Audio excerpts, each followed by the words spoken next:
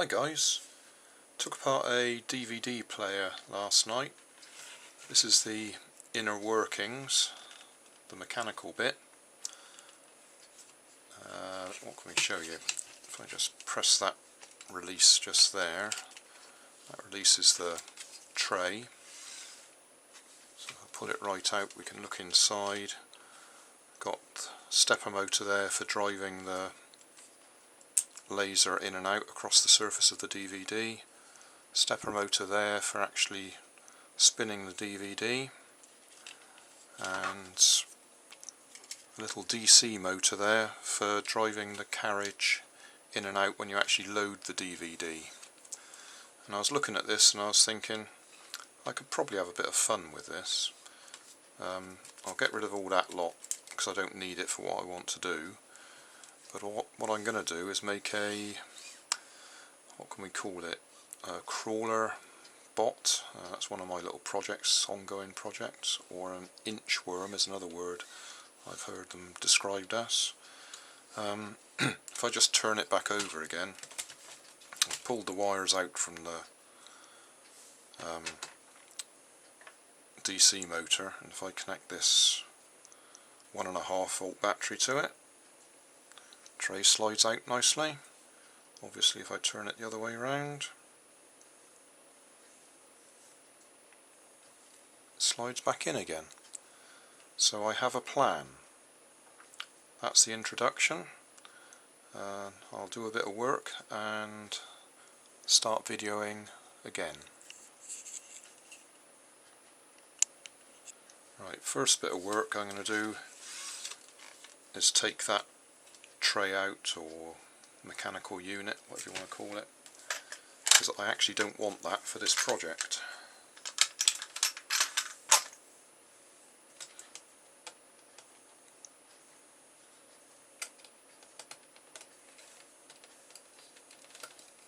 Shan't be throwing it away, but it's not the bit that I need for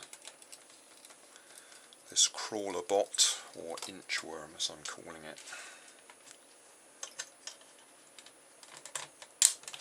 Can't quite reach those bits. I wonder if it'll come out.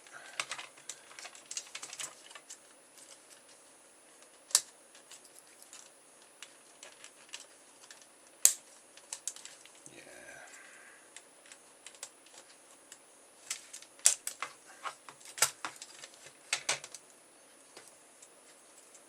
I might as well leave that bit on the front anyway. Right, so I won't be using this bit. I'm taking it out to reduce the weight.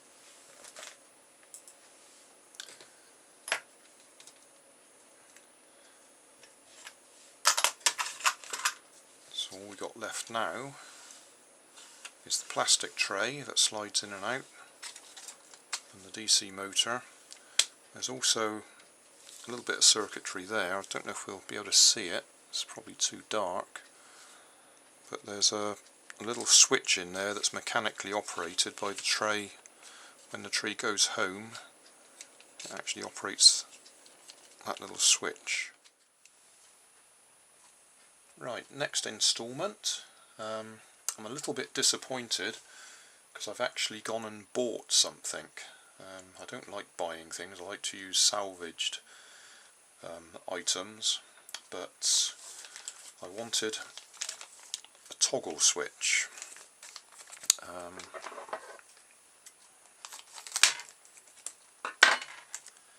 Because I'm trying to make this as simple as possible. I could do this with electronics, use a infrared sensor, LED, to stop the movement forwards and backwards, but I wanted to try at least using a very simple toggle switch. The idea is, as the tray goes all the way one way, hopefully there'll be enough strength for it to push the toggle switch over. That will reverse the polarity on the battery, on the motor, and it will travel back the other way until it catches there, and hopefully again enough strength to push it back the other way, and then that will reverse the battery again and it will go backwards and forwards. So that's the general idea. to try and use that little toggle switch. I'm not sure if it'll work because it might just be too stiff to operate. I could always try lengthening the arm, see if that'll help, but the idea is to try and mount that somewhere, just here somewhere, so it just sticks out far enough so that as the tray or platter or whatever you want to call it moves in and out, at one end that part of it will push the toggle switch one way and that will make it go back the other way, at which point that will push the toggle switch the opposite way and it'll push it back out again. So the idea is it will just continuously go backwards and forwards like that. Got to work out a few things like how exactly I'm going to mount it, but that's the plan so far. And for those of you who like circuit diagrams, there's a really technical circuit diagram. 2 batteries, just to make life easy. Toggle switch in the middle. With it in one position, battery flows through the motor to earth. When it flicks the other way, it will flow the opposite direction. So that will make it go forwards and backwards automatically. Really technical diagram, that one. Really proud of that. Took me ages to draw. Okay, just been out in my garage, scavenging some of me bits out of my junk box. These are VHS tape cassette spools, which I'm going to use for wheels. In fact, I've used them for wheels before. I've just taken them off one of my other toy cars. The handy thing about these is they've got a serrated edge. It's not actually teeth, or at least they're square teeth rather than pointed teeth, but I'm going to use that as part of the process. And I've also got myself just an offcut of a bit of plastic from I think that was a music centre. I've just cut it off because I need an L-shaped piece to mount that on. I'm going to have to drill a hole in it, cut it down to size, and then glue it under there. So, okay. Right, there we are. That's the plastic bracket I've just made for it, out of that offcut of plastic. Nothing special. In fact, pretty rough when you look at the shape of that. I did it freehand, I didn't measure anything. But the idea is that will now sit, or be glued, about there somewhere. So push it that way.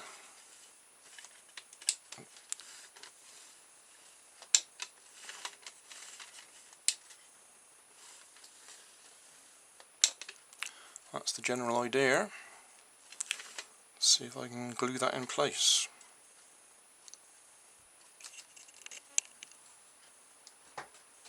Alright, just gluing that in place with some solvent. Don't know if it'll work, but we'll find out in a few minutes when the solvent dries.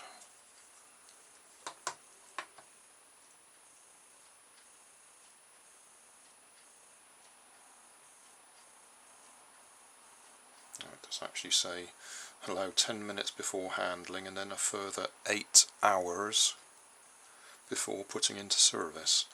So I think we'll stop videoing there and come back later.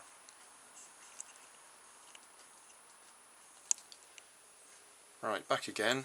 I've made a little modification since I glued my switch bracket in place last night. I've actually turned the bracket over now and moved the switch further to the bottom of the tray, and I've also fitted an extension to the lever. That extension, it's just a piece of ballpen tube, it's the actual ink tube.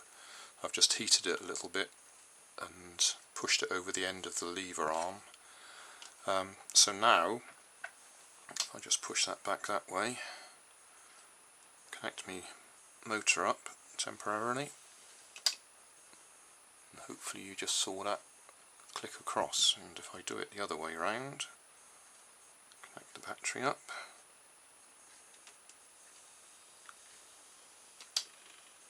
so you can probably see it's operating the switch now.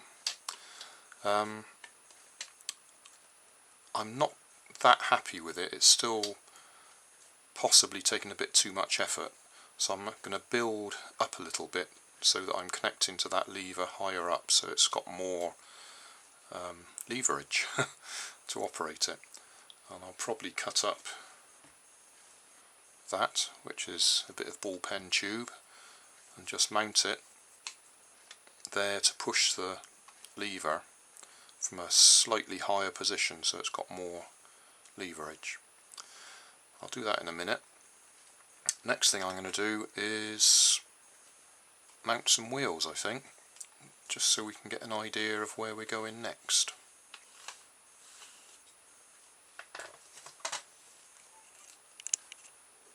Right, the axle for the wheels is going to be this piece of plastic.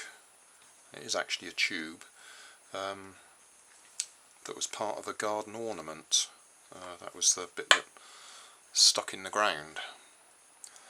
But it just happens to be a nice piece of plastic tubing, fairly strong, and it happens to fit nicely just inside that ballpen tube.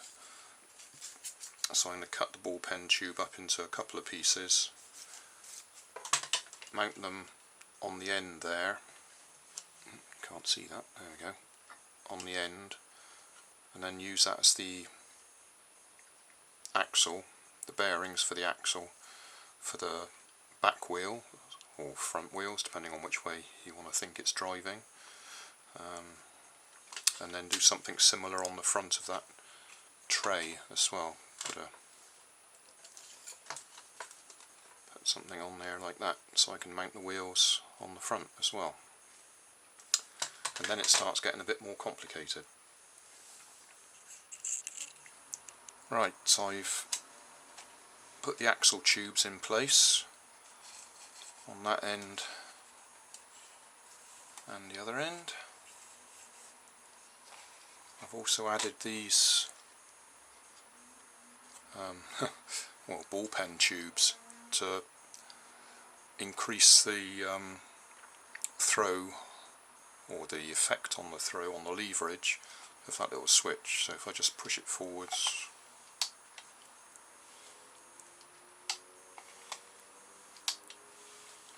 so hopefully that should make it operate easier. Now we'll go and sort out the wheels, I think.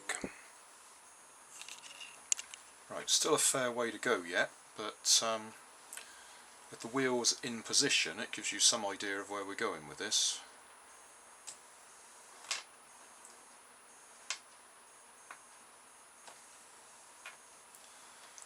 That's the general idea. Okay, next update. We're nearly there actually. You may notice I've added a couple of arms, one at the front and one at the back. Can't see that, there we are, one at the back. They're just ball pens that I've heated up and bent, and they've got a little bit of plastic, clear plastic on them, which actually, as you can hear there, acts as a ratchet. It's a bit quieter, but it's still the same effect. So now, I connect my battery up,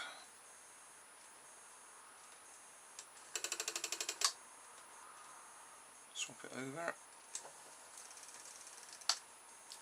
and that's what we're doing, using the ratchet effect of the bit of plastic there on these toothed wheels to drive it forwards. Nearly there, just a bit of electrical stuff to go now, a bit of wiring. Okay, all up together, all the wiring done. I'll give you some close-ups of it afterwards, but we'll just do a demonstration.